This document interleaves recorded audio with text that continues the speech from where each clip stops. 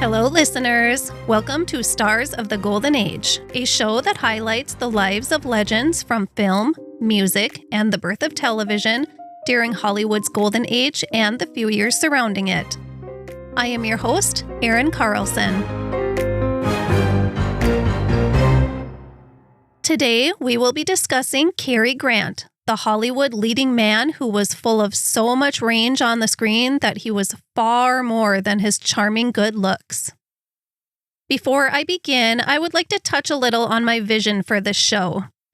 My primary focus when discussing the individuals in these episodes is the life leading up to stardom and their subsequent lives behind the scenes.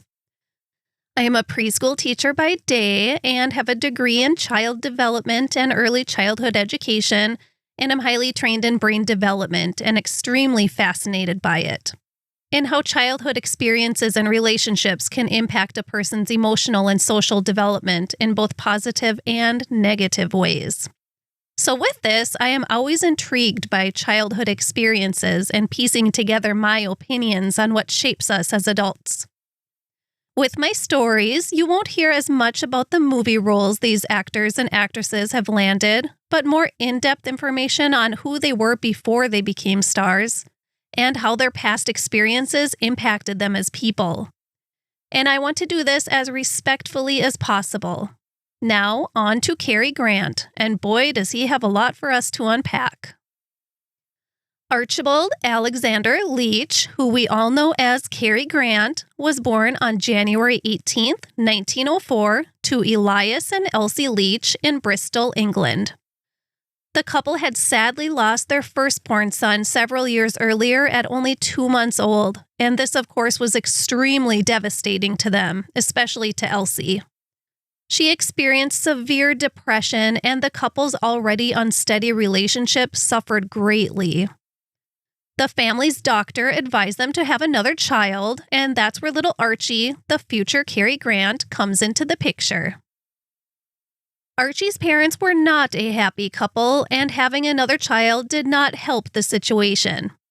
Elias was a very heavy drinker and reportedly cheated on Elsie constantly, and Elsie was said to be demanding and domineering and wanted a much better life than her husband could give to her, and wasn't afraid to tell him so. They weren't among the poorest in Bristol, but they were low income for sure. Archie learned very young that money was sacred and life must be lived very frugally. This is a lifestyle trait that stayed with him throughout his entire life. As a seamstress, Elsie tried to dress little Archie immaculately and kept his curly hair long until he was ready to go to school. She was very controlling and possessive of his appearance, his behavior, activities, everything. He was punished harshly if he disobeyed his parents, even in the slightest. I think Elsie loved Archie very much. It was just displayed differently in those days, and she was still struggling greatly with the loss of her first child, which spilled down onto how she raised Archie. And her desire to be in a higher class than her reality really seemed to push her to make her son as dignified and well-behaved as possible. An escape for Archie was going to the cinema with his friends, and his parents would bring him as well sometimes. Silent films were new and exciting, especially for the lower class society that needed an escape from the reality of their lives. And children like Archie, who wanted to escape the reality of his strict and unhappy upbringing. You could experience great things through this new form of entertainment. What Cary Grant would later describe as the most devastating occurrence in his life happened to him, or Archie as he was then, when he was 10 years old. He came home from school one day and was told that his mother went to stay at a seaside cottage for a while to get some rest. He accepted this and he waited for her return, and waited, and waited. But his mother would never return. She was gone, and the remainder of Archie's childhood would be spent without a mother, and mostly without a father too. He later learned, much later, that she had been admitted to a mental health facility. Of course, back then, it was called an insane asylum, and horribly, the things that were deemed insane were outrageous, especially for women. If you spoke your mind too much, you could be put into an insane asylum. Or if your husband got his girlfriend pregnant and he needed you out of the picture so he could pursue his life with her, bam, insane asylum. That, at least, is what is rumored to be the reason Elsie Leach was admitted to the facility. Whatever the reason, she wouldn't emerge from the asylum for 20 long years, and her husband Elias lived his merry life with his new woman and their love child.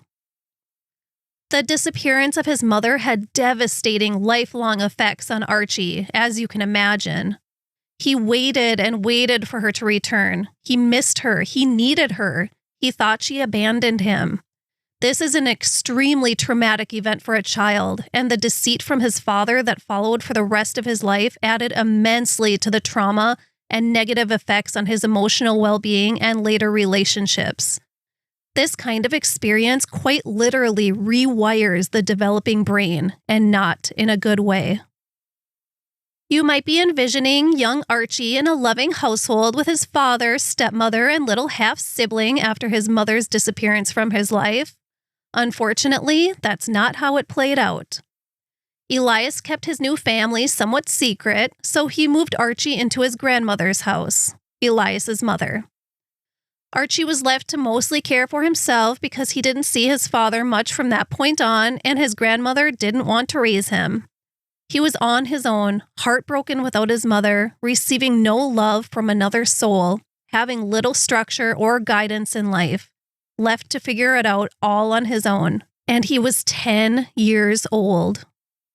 Now, it is very common for children who are deprived of love and attention to exhibit behaviors that will garner them the attention they so desperately need. Because a child like Archie had tried and failed to gain any positive attention for the first 10 years of his life, he resorted to acting out in negative ways. For children navigating through their emotional development, this is how they can get seen. It's pretty common, actually. Although his mother was harsh when she was still in his life, he was still getting attention from her. Negative attention is better than no attention.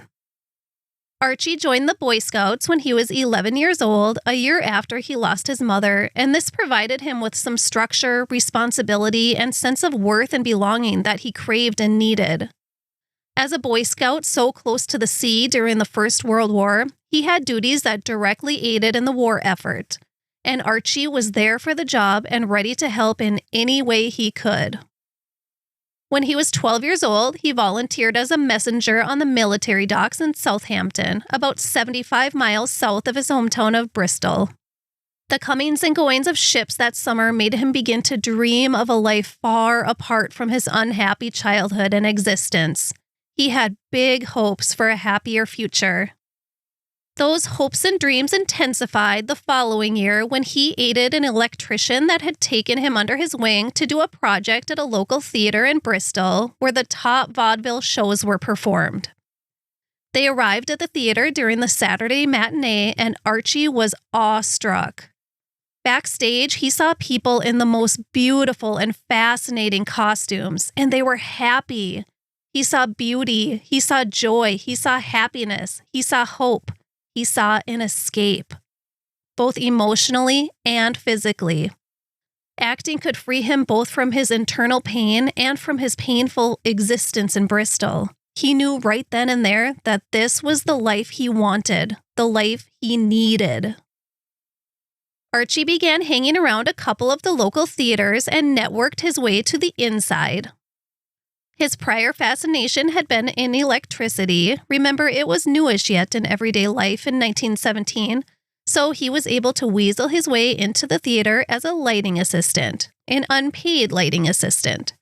But he was rich in joy in this new world of imagination he was now a part of. He had a purpose, he had friends, he saw amazing shows for free. But then one night, he was too busy watching the show and messed up royally with the lighting, so he was kicked out of the theater. Good thing there was another theater, so he started over, wooing the techs there, and they accepted him in. He learned about the Pender comedy troupe that desperately needed young performers since so many teenage boys were being drafted into the war. Naughty little Archie forged a letter to the troupe director pretending to be his father, offering himself for a part in the show, and it worked. He snuck out of the house in the middle of the night. It sounds like he was living with his father at this point. And he walked to the train station and rode the rails all the way across to the other side of the UK to Norwich, the fares being provided to him by the troupe director. And this was just for an audition. He was taking a huge chance, but he considered it worth the risk. Luckily, he was hired, and the gig included meals and lodging. Whew. Archie knew it would be a lot of hard work, but he was very excited about his new life he was embarking on. Unfortunately, that came to a crushing end when his father showed up one day. It turns out the director had sent a letter to Elias verifying his parental consent for his son to perform in the troupe, something Archie's dad knew nothing about. But at least now he knew where his missing son was, and he was not happy. Archie Leach was drugged back to Bristol without ever once performing on stage. Archie's father insisted that he finish school and give up the ridiculous aspiration of show business. So instead of putting his all into finishing the last few years of secondary education, Archie decided to go the other route and do everything he could to get expelled from school, and it worked. His father just didn't want to deal with him anymore, so he was given the consent to return to the troupe. After a few months more of training, he was finally on stage, and his father came to the opening night performance. This gave Archie the feeling of acceptance and pride he wanted so badly from his only remaining parent. I'm happy he felt that because really he was just being rejected again because his dad didn't want to put up with him anymore. When I speak about the amount of training he went through before he was able to perform, I'm not referring to just acting. He wasn't even doing speaking parts yet. He was involved in a lot of intense gymnastic and acrobatic activity on stage. He put in intensely hard work to be the best he could. These shows were very physically intensive. He learned so much from these early days with the troupe, and this group of performers and the Penders themselves would become the family he needed and deserved. Archie's dreams of adventure were coming true before he even hit adulthood when he was able to travel and perform in many major European cities, plus the Middle East, Russia, and China. His determination to chase his dreams had made them a reality for him. 16-year-old Archie got the chance of a lifetime when he was chosen to travel to the land of dreams and prosperity to perform. That's right, America. That description could be disputed now, but that's how it was seen in 1920. And guess who was on the same ship as Archie and the 11 other boys he was sailing with? Douglas Fairbanks and Mary Pickford. His hard work is what landed him on that ship, but it was pure luck landing on the same ship as two huge movie stars. And 16-year-old Archie even got to meet Douglas Fairbanks on the voyage. Fairbanks would forever be an inspiration to Archie Leach and his later self, Cary Grant. Later in life, he described him as, quote, a gentleman in the true sense of the word, a gentle man. Only a strong man can be gentle, end quote. Isn't that the truth? Archie Leach made his American stage debut on August 8, 1920 in Good Times, a huge over-the-top production in the largest theater in the entire world at the time, the New York Hippodrome, which held 5,700 audience members. He sure had come a long way since his first glimpse into show business just 7 years earlier. He accomplished all of this and was still a teenager. Archie worked his butt off during the 9-month run of Good Times in New York City, doing 455 performances during that 9 months. Wow. And he spent his earnings and every free second he had exploring New York City. He loved it. He would take in movies on Sundays and study the art of acting from his idols like Buster Keaton, Charlie Chaplin, Zazu Pitts, and Douglas Fairbanks. He was committed to becoming the best actor he could possibly be. And he was incentivized to work even harder on stage because he had developed a pretty serious crush on a ballet dancer in the production. There's a really cute story where he bought her a sweater and scarf set from Macy's for Christmas, something that I'm sure he spent a lot of his hard-earned money on, and he was going to reveal his teenage love for her as he presented it, but he chickened out and couldn't go through with it. He sent it to her anonymously instead. He must have really liked her. I probably would have just returned it to Macy's and gotten my money back. Good Times toured a bit after its New York run, and then it was time for the performers to head back to England in 1922. But Archie didn't want to go back. His dad hadn't responded to a single of his letters, and he still thought his mother had abandoned him for a better life. So he decided to stay in the States and set his goals on acting. He still hadn't spoken a single word on a stage, so he had some work ahead of him. But he was confident he would easily find work on the stage and he would go no place but up. It wasn't so easy, though. Stage work was much more difficult than he imagined now that the country was in a recession, so he had to take work as a walking advertisement on Coney Island. And he had to do it on stilts for $5 a day, which would be about $90 a day now. Can you imagine? I would fall over at least a dozen times if that were me. But I do have some experience on stilts. My grandpa made us some when we were kids, and we spent hours walking up and down the sidewalk in front of our house on them. So maybe I'd only fall down a half a dozen times.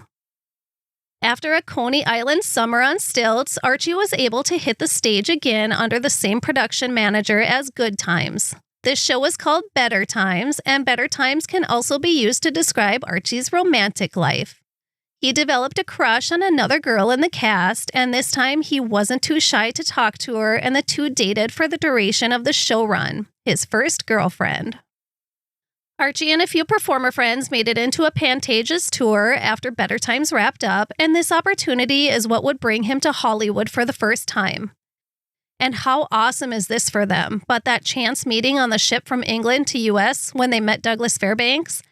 Well, he had told the boys that if they ever landed in Hollywood to look him up. I'm sure it was something he just said out of kindness, never intending on them ever actually making it to Hollywood.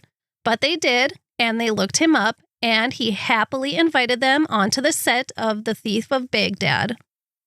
Archie was amazed at all the stunts and acrobats of Fairbanks.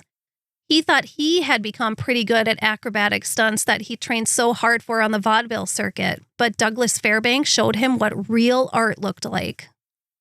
Archie didn't stay in Hollywood for long. He spent the next few years doing small vaudeville shows across the U.S. and made his way back to New York. Times were tough. He couldn't always afford food or a place to stay, so he spent many nights sleeping on park benches. Eventually, he decided to go back to England and try the stages there. The big American dream hadn't been the dream he imagined when he first saw that grand Statue of Liberty and the hope that she represented. Archie Leach performed throughout England for a couple of years, strengthening his talent with each step onto the stage. By 1927, at the age of 23, he felt confident enough to try the American dream of show business again. Bye-bye, England. It's time to be a Hollywood star. Well, not quite time, but soon enough. Luck would strike again once back in New York when a chance meeting would lead him to a contract with the legendary Arthur Hammerstein, one of Broadway's top producers. His first play, Golden Dawn, only gave him one line, but it was something, and he was thrilled. The show didn't do well, and neither was Arthur Hammerstein, who had to file for bankruptcy soon after. Having to climb back from financial ruin, he assigned a leading role to Archie in his next musical because he could secure him for way less money than someone who was actually famous. The show premiered in Philadelphia, and Archie had his first write-up in the press, and it was good. It mostly described his good looks, but it was a positive review nonetheless. Unfortunately, the show did not make it to Broadway, and the production folded. Also, when he returned to New York from England, he met Ori Kelly, an Australian actor and future famous costume designer. Ori Kelly was openly gay, and he swooped Archie into his social scene. The two struggling actors lived together for a few years in a small one-bedroom apartment in Greenwich Village. As you will soon hear, or maybe already know, there was always a lot of speculation about Cary Grant's sexual orientation. Maybe he was gay, maybe he was bi, maybe he was straight. I really don't care either way because it doesn't really matter. But I also think there is the possibility that he just preferred the company of men because of his trauma with his mother. Anyways, Archie did finally make it to Broadway on January 28th, 1929 in the musical comedy Boom Boom at the Casino Theater, and it was a leading part. Unfortunately, the show was a flop. So we're in 1929 now, and Hollywood is searching high and low for actors who have great voices along with great talent to star in the exciting new transition to talking films that was occurring. Some of the great silent stars just didn't cut it once voices were introduced. Archie Leach had an East Coast test with Paramount Pictures, but they were not interested. He was reportedly told that he was too bow-legged and his neck was too thick. Ouch, what's wrong with a thick neck? I also read several accounts of his thick Cockney British accent being a turnoff to many producers. I just can't imagine Cary Grant with a Cockney accent. Even though Tinseltown wasn't ready for Archie Leach yet, he was doing okay on the stage now that he was under contract. He was making $450 a week, which is $8,200 a week today, so I would say he was doing good indeed. He had shifted now into more sophisticated roles, and with the parts he was learning more sophisticated ways of life. Archie was absolutely thrilled at seeing his dreams actually becoming a reality. But then came the thing I seem to mention halting everyone's dreams in 1929, the stock market crash and the beginning of the Great Depression. Archie was fortunately still able to work, but that big juicy paycheck was gone. He wasn't ready to give up though. Nobody ever said it would be easy. Similar to Hattie McDaniel's story, and I'm sure countless other performers, Archie Leach figured he had nothing to lose and took a road trip with a few friends to Hollywood. They learned a lot during that trip, having driven across the entire country and seeing the devastating effects of the Depression on our country. They made it to Hollywood, and Archie Leach almost immediately got signed by Paramount Pictures. It sounds like his good looks are what got him in the door, but hey, whatever works. But that name, Archie Leach, had to go. That was no name for a strikingly handsome movie star. The character's name in his last Broadway play, Nicky, was Cary Lockwood. And that seemed like a good new name for him, but there was already a successful actor with the last name of Lockwood, so that wouldn't work. But Cary was good. Reportedly, a Paramount executive literally stuck a pin in a phone book while flipping through it, and where the pin landed would be Cary's new last name, Grant. Goodbye, Archie Leach. Hello, Cary Grant. Cary Grant was signed into a 5-year contract with Paramount Pictures and was back to earning $450 per week. Even with this big step in his career and a fresh start with a new name, he was still young Archie with low self-esteem and low self-worth. He didn't think he would be accepted into this new world. He was shy around women. He just didn't think he was good enough, and he didn't think he would ever be loved. He'd never really felt love and appreciation before, so he was obviously just not someone people noticed or cared about. That's what he thought. Paramount was busting out one movie per week in those days. Boy, how things have changed. Cary Grant was at the bottom of the line and worked tirelessly to appear in the smallest of the films, but he was happy to have his foot in the door. His first film was This Is the Night, just a month after he arrived in Hollywood. When he saw himself on screen, though, his low self-esteem and self-worth forced him to leave the theater halfway through the film and go pack his bags to leave Hollywood behind forever. He hated his performance. Luckily, some friends talked him down from that. Cary Grant appeared in a ton of movies in his first days in Hollywood, and he was paired up with Marlene Dietrich, Tallulah Bankhead, Carole Lombard, and of course, Mae West. Once Mae West saw him, she had to have him opposite her on screen. Paramount slowly noticed that Cary Grant was much more than a pretty face. That Cockney accent was now gone, and in its place was a deep, soothing, animated voice. Cary Grant had a truly unique voice. And he had a presence that was really captured on screen. So many actors lacked a visible personality on screen, but Cary Grant had it. Cary Grant considered his first great role as 1932's Blonde Venus with Marlene Dietrich, who you might remember if you listened to the Hattie McDaniel episode, that she also appeared in this film and considered it a breakthrough role as well. The same year, Cary starred in Hot Saturday, and this is where he met his lifelong friend, Randolph Scott. The two immediately clicked and soon decided to move in together. At first, they were seen as the fun young bachelors who lived together. But before too long, the gossip columnists turned them into an old married couple. Image was everything back then, so Cary Grant quickly found a woman to wrap around his arm and soon married her, likely pushed to do so by Paramount. I think he was perfectly happy living with Randolph Scott, though.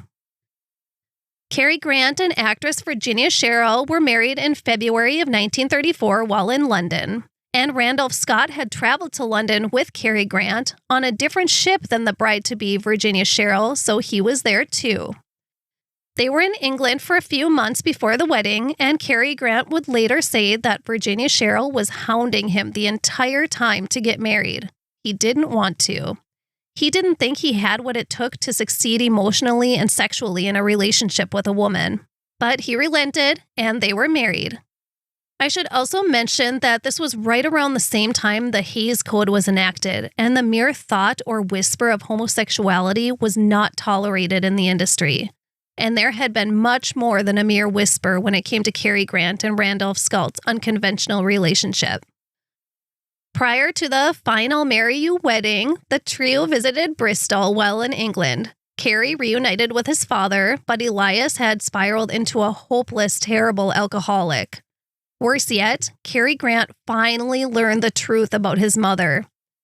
Cary had tried extremely hard to overcome his past in Bristol, his family who didn't love him, trying to remember that the little boy watching ships come and go from the docks and seeing the wonder of backstage of theater had actually made his dreams come true. But then came an emotional tornado onto him. He learned where his mother had been all those years. She hadn't left him. She didn't abandon him. She had never wanted to leave him. This was, of course, devastating and was too much for him to emotionally take on. The consequences of opening those old wounds and discovering the lifelong deceit from his father and bringing all of his childhood trauma back to the surface, trauma he tried so hard to erase, sent Cary Grant into a rapid mental health decline, and he had to be hospitalized. That is what I'm talking about when I say childhood trauma can have serious lifelong effects on people. Once Cary was a bit better, he and Virginia were married. They were portrayed as the perfect Hollywood couple, but behind closed doors, Virginia was not a fan of the close relationship between Cary Grant and Randolph Scott. Although Cary and Randolph were no longer roommates, Cary and his new bride moved into a house right next to him. He was almost always the third wheel on Cary and Virginia's dates. 10 short months after their wedding, Virginia Sherrill filed for divorce, claiming cruelty and abuse, and Cary Grant once again felt abandoned by a woman. And that is what I'm talking about when I say childhood relationships affect future relationships. With his failed marriage behind him, Cary Grant and Randolph Scott moved back in together. Cary Grant was thankfully financially able to purchase his mother a home and make sure she was able to salvage somewhat of a decent life. I'm happy he was able to rebuild a relationship with her and know that he was never abandoned by her. His father had ripped her away from him and they lost 20 years together. Cary Grant's father, Elias, died from the effects of alcohol abuse in December of 1935 at only 59 years of age. Cary continued to support his mother and visit her as much as he could, but he was really busy making films during this time. He had wanted to bring her back to California with him, but her doctors advised that she stay in England because it was enough of a cultural shock for her to reemerge into society after 20 years locked away, and relocating to a foreign country would just be too much for her fragile mental health. She would live the rest of her days with anxiety, a huge mistrust of men, and it took her a very long time to accept the fact that Cary Grant was her son, her little Archie. I assume she was not treated very well in the asylum, especially by men. Such a tragedy that her life was destroyed in this way. Back to Cary Grant's professional life for a minute. 1937 brought huge success to Cary Grant as he bought out his Paramount contract and became a free agent. This allowed him to showcase his broader talents, including his great comedic skills that he is so known for and loved for. And this risk paid off big for him with his hits Topper and The Awful Truth. Cary Grant was now a star, and a star of great talent, an actor far beyond his debonair good looks. Just think, we almost lost out on Cary Grant because of that thick neck.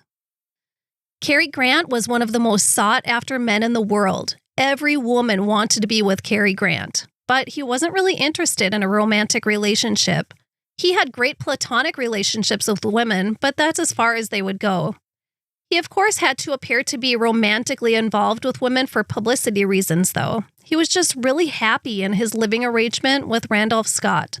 He was content and happy in that life. On a passage back from a visit to his mother in Bristol, Cary Grant met a woman that struck him a little different than others. He already knew who she was, the super-duper rich Barbara Hutton, heir to the Woolworth fortune. But what he didn't know is that she had adored him on screen for years. One of the richest women in the entire world had a huge crush on the guy who didn't think he was worthy of anyone.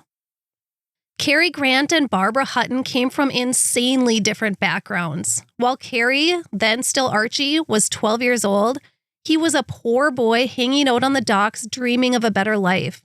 When Barbara was 12 years old, she inherited $25 million.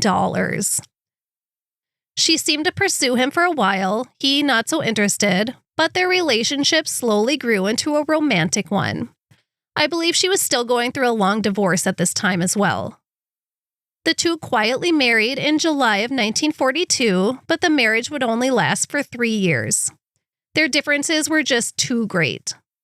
One of the biggest being Barbara loved to throw lavish dinner parties quite often, and Cary was pretty reserved and didn't like to socialize much, so he would hide out in another part of the home. I hear you, Cary Grant. Barbara Hutton would have a total of 7 husbands, and she said shortly before her death that Cary Grant was the one she loved the most. He did seem pretty lovable. It seems that the early 1940s brought the end of Cary Grant and Randolph Scott's close relationship after about 12 years, around the time Cary began seeing Barbara Hutton. Scott got married for a second time in 1944 and was married to her for the rest of his life. Cary Grant was in a lot of despair after his marriage to Barbara Hutton had ended. I assume this could be because of a few different factors. Having another failed marriage, knowing the relationship he had with Randolph Scott was over, and still just feeling unlovable. Cary Grant had also been unable to see his mother for 7 whole years because of World War II, travel restrictions, and his busy work schedule. He had attempted to bring her to California again right before the war began, but she refused. She said she spent the last war institutionalized and was determined to see this one through, which she did. He was finally able to travel to England and see her in the spring of 1946. Since they had kept in touch through letters, Elsie knew all about his marriage and divorce from Barbara Hutton. Once together face-to-face, she scolded her son for divorcing the heir to the Woolworth fortune before she had a chance to get a family discount at the Bristol Woolworth store. So cute. It sounds like they were able to build a truly lovely relationship with one another once he learned her true fate. Cary returned again to England the following year, 1947, for a couple of months. 43-year-old Cary Grant met the 23-year-old intellectual young woman and aspiring movie star Betsy Drake on his return passage on the Queen Mary, which was transporting many notable stars on that voyage, including a teenage Elizabeth Taylor. I know my mom will like this part because she sails with the Cunard line and has traveled on the Queen Mary too. Imagine sailing with Cunard in the 40s, huh, Mom? How cool would that be? Betsy Drake was trying hard to get Cary Grant to notice her on the ship, but he was too shy to do anything about it. They finally met for lunch, but with others joining them as well on Grant's insistence. When they docked in New York, Betsy stayed there and Cary Grant returned to Hollywood. Not long after, Cary Grant used his connections to get Betsy a Hollywood movie contract, and the two began a romantic relationship. Her first film was with her new boyfriend. The duo traveled to Europe for Grant's role in I Was a Male War Bride in late 1948, and while there, he became seriously ill. He was extremely sick, jaundiced, and lost 40 pounds in just a few weeks. You can actually see his change in appearance throughout the film. He was diagnosed with hepatitis and needed 2 months to heal enough to resume work. This was a result from the toll years of heavy drinking had taken on his liver. He was so sick, physically and mentally, because of his condition, that he later said he contemplated suicide. But Betsy Drake saved him from that.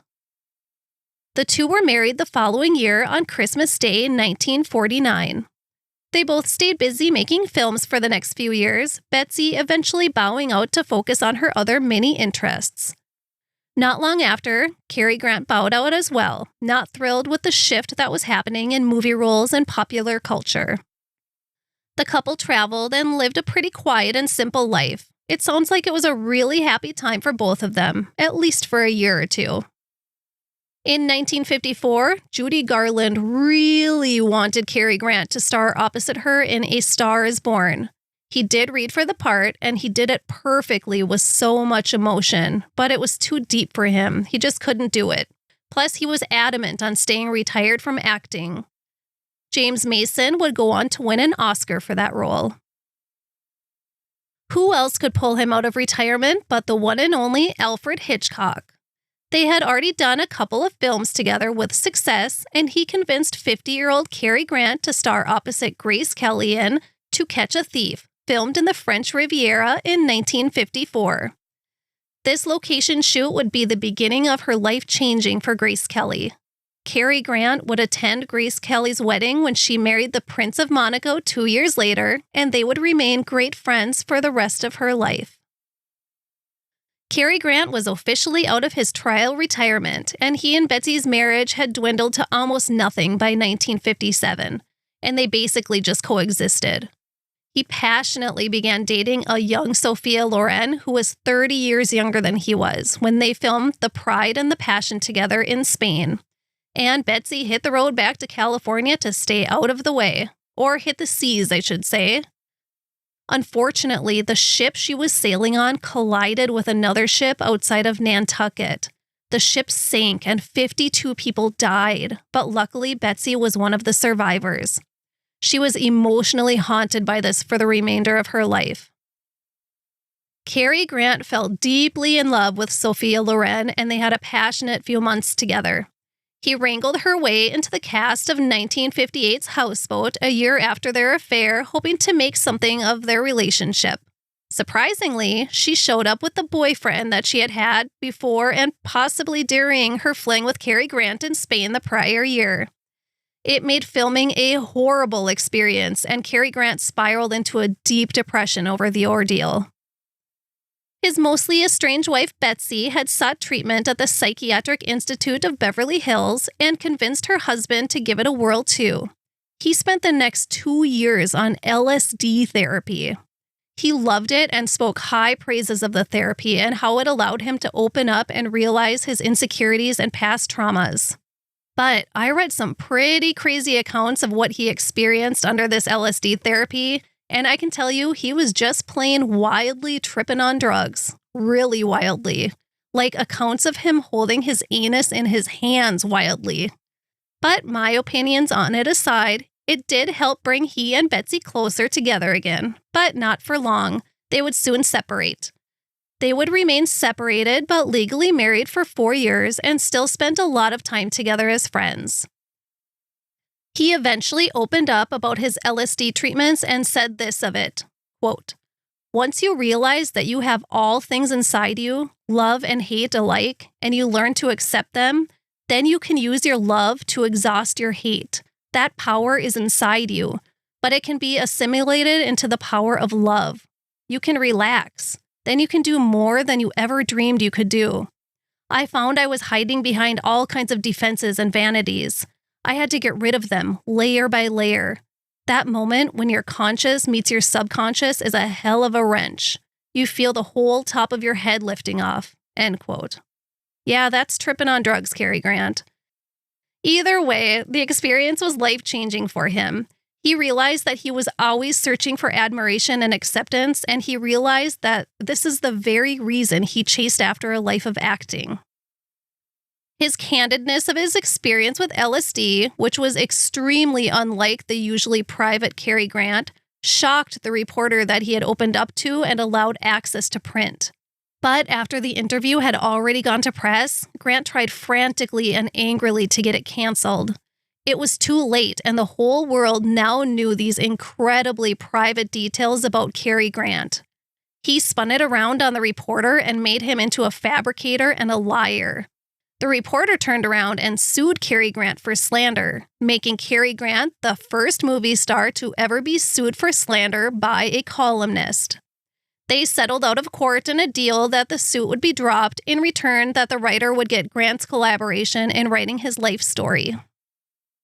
Cary Grant attributes the LSD therapy to realizing what he had been doing wrong in relationships and what he can do to make future relationships better. He said, quote, "I was making the mistake of thinking that each of my wives was my mother, that there would never be a replacement once she left. I had even found myself being attracted to people who looked like her. Of course, at the same time, I was getting a person with her emotional makeup too, and I didn't need that," end quote. Although his therapy opened his eyes a little about his relationships, it isn't easy to just change overnight. It takes a lot of work. Cary Grant, debonair as ever, dated a series of young, beautiful women after his separation from Betsy Drake, and still spent time with her too. Cary and Betsy finally got divorced in 1962. Cary Grant had fallen in love with a 25-year-old actress named Diane Cannon, and he wanted to be single just in case. And it's a good thing he did, because after a few years of on-again, off-again relationship, 61-year-old Cary Grant and 28-year-old Diane Cannon were married on July 22nd, 1965. 3 months later, Diane was pregnant, and the gossip columnists went wild. Baby Jennifer was born 2 months premature and weighed only 4.5 pounds. Luckily, she was strong and healthy, and Cary Grant became one of the proudest fathers in the whole world. He devoted his life to being everything for this little girl. He was devoted to giving her all of the love, attention, affection, pride, and encouragement that he didn't have as a child. When little Jennifer turned 1 year old, she sailed with her parents to Bristol so her grandmother could meet her. Cary Grant said, quote, "Presenting Jennifer to my mother was the proudest moment of my life," end quote. Elsie Leach was 89 years old. It was a very happy occasion for the mother and son, but behind the scenes, his fourth marriage was already spiraling. They separated after 17 months of marriage and divorced the next year with a heated divorce hearing, spilling lots of toxic details about their marriage. The divorce would also mean he would lose his everyday life with his daughter too, but he made the absolute most of the moments he did have with her. From everything I read, he was a wonderful father and loved his daughter more than anything in life. Cary Grant would date a few young, beautiful women after his fourth divorce, but nothing serious enough for a fifth marriage quite yet. In 1970, his longtime friend Frank Sinatra presented him with an honorary Oscar at that year's Academy Award ceremony. He had spent years feeling spiteful about never winning an Oscar for his work, although he had been nominated for Best Actor twice. This was an amazing moment in his life, the recognition and admiration he needed and deserved. Cary's mother, Elsie, died in January of 1973 at the age of 95 years old. Because of her son, little Archie Leach turned Cary Grant, she was able to salvage some happiness, comfort, and contentment for many decades.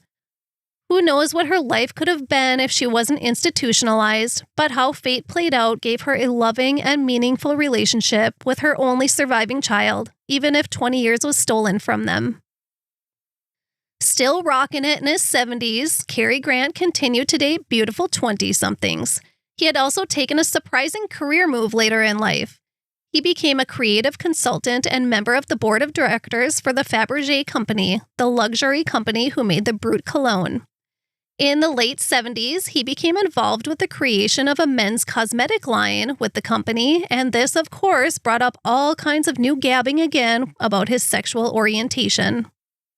Well, he proved them all wrong in 1977 when he began dating a 25-year-old woman named Barbara Harris, who had been his publicist during a Fabergé trade show visit in London the year before. They got married on April 15, 1981, after Barbara deeply reflected on the idea of marrying a man 47 years older than her. Yeah, I'd say that would take some reflection. They settled into a mostly quiet life together. This quiet, simple lifestyle seems to be what Cary Grant loved the most. I think he was introverted, and we know he was very private. In December of 1981, Cary Grant was presented the Kennedy Center Honors for Achievement in the Performing Arts by his friend and President of the United States, Ronald Reagan. They left there to fly to Monaco to visit Prince Rainier and Grace Kelly, and this would be the last time he would see his dear friend Grace. The next year, Cary Grant was honored with the Friars Club Man of the Year Award, another great honor. But that year also brought great sadness to Cary with the shocking deaths of two of his most beloved friends, Grace Kelly and Ingrid Bergman. At 78, Cary Grant spoke to a large audience of college students as a guest lecturer. This wasn't something he would have necessarily willingly done, but he did it as a favor to a friend. Well, it turned out that he loved it, and from there he launched a touring 90-minute one-man show called A Conversation with Cary Grant, in which he would tour small colleges and nonprofit organizations in more rural areas of the United States and share his stories of his life and career. He didn't need the money, he just wanted to do it and to stay busy and to show his young British wife our country. He donated all of the proceeds to the colleges or organizations that were hosting him, so that's really nice. He still looked young and healthy, and he presented himself much younger than he was.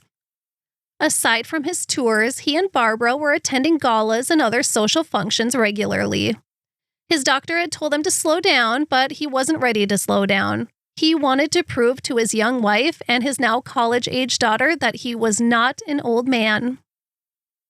Traveling in Davenport, Iowa for his show in November of 1986, with Barbara right by his side as always, he began feeling a little off during rehearsal. He rested a little, hoping he would feel better in time for the performance, but he just continued to feel worse. The show had to be canceled. Barbara and the others wanted to bring him to the hospital, but he refused. He did not like hospitals. They got him back to the hotel, and he continued to deteriorate, and he still refused to go to a hospital. Finally, a doctor was called to the hotel, and the doctor discovered that Cary Grant was having a massive stroke, yet he still refused to go to the hospital. He finally got so bad and lost consciousness that they called an ambulance anyways. Unfortunately, the damage was already done, and it would be too late. Cary Grant passed away on November 28, 1986, at the age of 82. Tragically, doctors said he could have been saved if he had gotten medical care sooner, but Cary Grant didn't want that, so his wishes were respected. The world had lost a treasure. Here are some other things I learned about Cary Grant during my research. Bullet point number 1. Ian Fleming wanted Cary Grant for the role of James Bond, but he wasn't interested in doing a movie series. Bullet point number 2. Cary insisted on providing his own clothing in his films. Man, I think that would be the funnest thing about being in movies is the amazing wardrobe that's provided for you. But he wanted his own clothes. Bullet point number 3.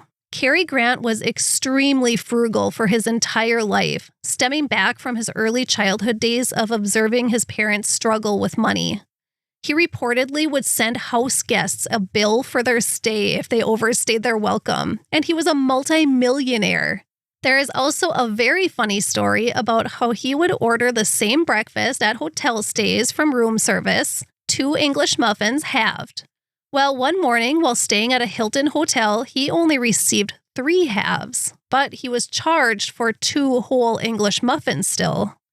He called to complain and was told that that was their new protocol. So he called Conrad Hilton himself, who he had to track down in Istanbul, and complained directly to him. Conrad told him that they continually found one half discarded because people got too full, so they began serving 3 instead. Well, Cary Grant was outraged that he was being charged for a half of an English muffin and not receiving it. Again, multi-millionaire. So he would receive 4 halves from then on anytime he stayed at a Hilton hotel. Bullet point number 4. Although he was frugal in many ways, he was also very generous in many ways. He gave a ton of money to the British war effort during World War II and many other philanthropic avenues as well. Bullet point number 5. Cary Grant was really good friends with Howard Hughes, Ingrid Bergman, Grace Kelly, Frank Sinatra, Audrey Hepburn, and Douglas Fairbanks Jr. Bullet point number 6. Cary Grant was an esteemed acrobat from his early vaudeville days, and he did most of his stunts in his movies himself. He was in incredible physical shape. Bullet point number 7. His wife Betsy had gotten him into hypnotism, and it sounds like they would hypnotize each other quite often. Bullet point number 8. Cary Grant was a huge Elvis fan. Who isn't really? In conclusion, Archie Leach was a child who wasn't given the love and care that every child deserves, and the one person who came closest to giving that to him was ripped away from him, forcing him to think his own mother had abandoned him. His childhood trauma led to his rebirth as Cary Grant, who would try to be everything opposite of what his early life had been.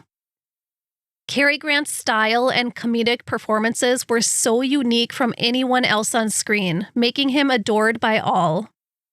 I don't care if he was gay or straight or somewhere in between, but I do care that he may have potentially missed out on a happy life with the person he loved because of society not accepting that kind of love.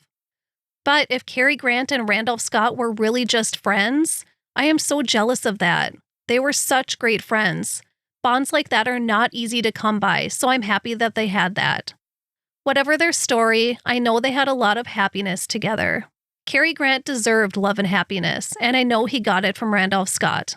And he got it from his mother, and he got it from his daughter Jennifer, and he got it from his last wife Barbara.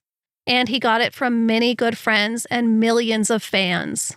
Cary Grant got all the love that Archie Leach deserved.